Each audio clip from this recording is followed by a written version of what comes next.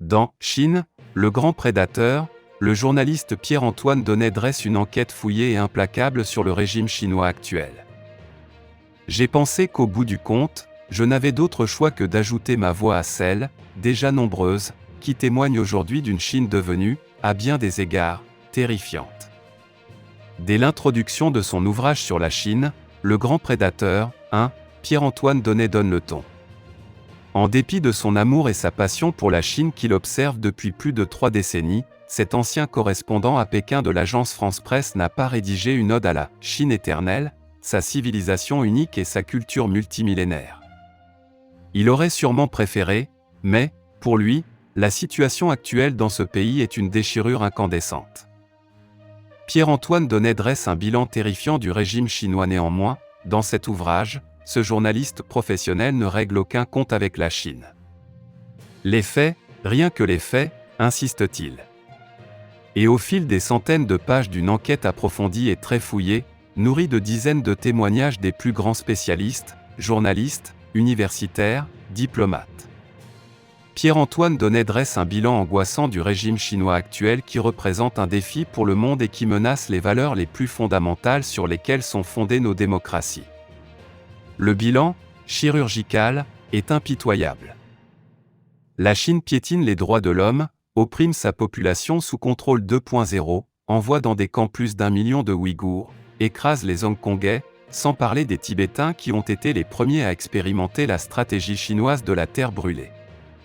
Bien au-delà de ses frontières, poursuit Pierre-Antoine Donnet, la Chine bouscule la planète Terre, en polluant l'atmosphère, les terres et les fleuves, chez elle et sur d'autres continents, à son seul profit.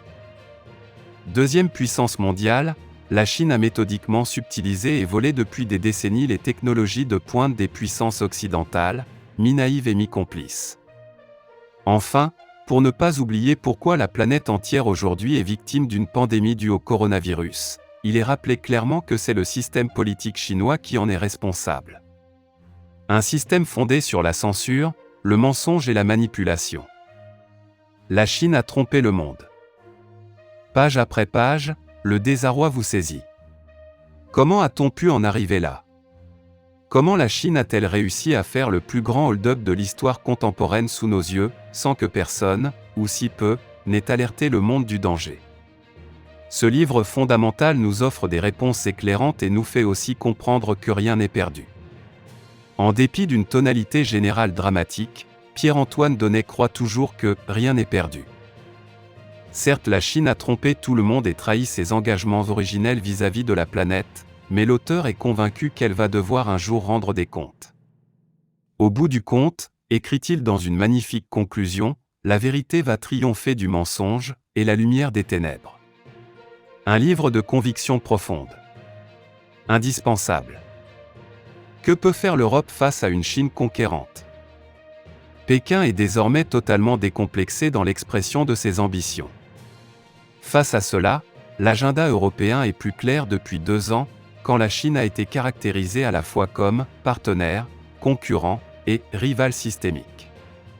Cette évolution a été rendue possible par le rapprochement franco-allemand. Berlin, un temps peu sensible à la dimension de rivalité avec la Chine, s'est rapproché des positions françaises qui mettent l'accent sur la notion de concurrence équitable. Des mesures ont déjà été adoptées pour contrer les distorsions commerciales, protéger les savoir-faire technologiques et assurer une concurrence équitable entre entreprises européennes et chinoises. Le renforcement du contrôle des investissements étrangers a déjà été mis en place, tandis que le contrôle des subventions est en cours d'adoption. Tout l'enjeu consiste à renforcer la cohésion des États membres par rapport à l'objectif des « autonomies stratégiques ouvertes » fixé par la Commission. Une attitude qui vise à garder les marchés ouverts, mais avec davantage d'instruments de correction.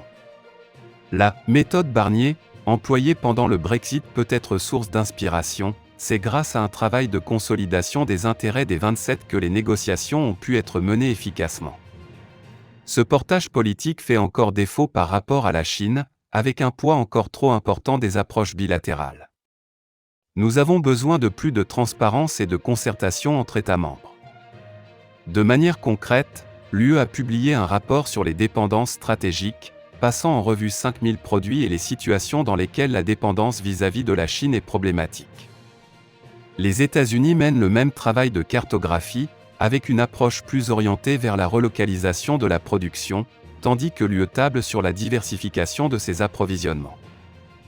Le Conseil du commerce et des technologies, proposé par les Européens en décembre 2020 à l'administration Biden, vise à lancer des chantiers de coopération sur des sujets tels que les normes numériques et la résilience des chaînes de valeur.